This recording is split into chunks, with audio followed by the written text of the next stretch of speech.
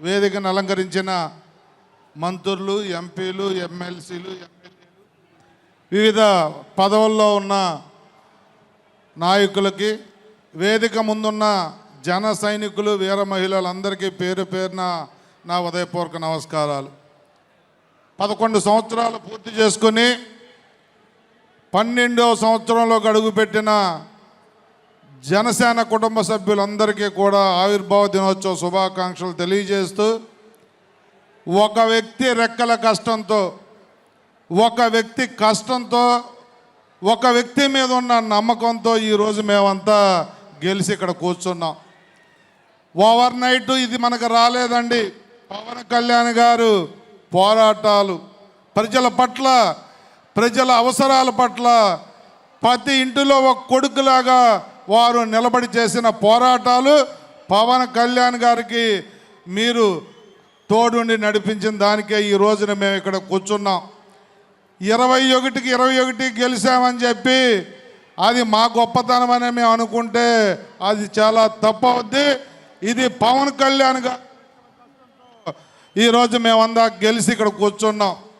అది గుర్తెరిగి పనిచేయాలని చెప్పి మేమంతా అనుకుంటా ఉన్నాం.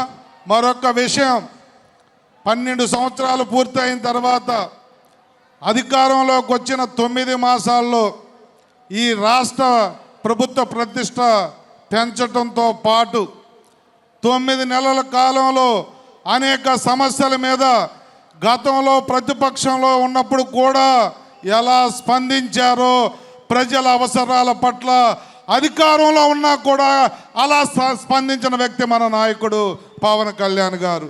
ఎప్పుడు ప్రజల పక్షాన ఉంటూ మా అందరికీ అనేక మీటింగుల్లో, ఇంటర్నల్ మీటింగులో కానీ మన బహిరంగ సభ కానీ వారు చెప్పింది ఒకటే, రాజకీయాలు పదవుల కోసం కాదు, ప్రజల అవసరాలు తీర్చడం కోసం, ప్రజలకు సేవ చేయడం కోసం అని వారు చెప్పేది తూచా తప్పకుండా మనందరం పాటించాలని చెప్పి మనస్ఫూర్తిగా కోరుకుంటూ, అన్న మీ దగ్గరికి రావటం లేట్ అయింది కానీ జీవితకాలం భగవంతుడి సాక్షిగా మీతోనే ఉంటాం, మీరు ఏ బాధ్యతలు అప్పచెప్పినా నెరవేరుస్తామని చెప్పి మీకు మాటిస్తూ, తప్పకుండా భవిష్యత్తులో ఈ 12వ సంవత్సరం తర్వాత, 12వ సంవత్సరంలోకి అడుగుపెట్టిన తర్వాత ఇంకా మెరుగైన నాయకత్వాన్ని మీరు మాకు అందించి, మాకు ఏ బాధ్యతలు అప్పచెప్పినా రాష్ట్ర వ్యాప్తంగా పార్టీ బలోపేతానికి మీరిచ్చిన ఈ ఎమ్మెల్యే హోదాలో మీరిచ్చిన ఏ బాధ్యత అయినా తూచా తప్పకుండా మేము చేస్తామని మాటిస్తూ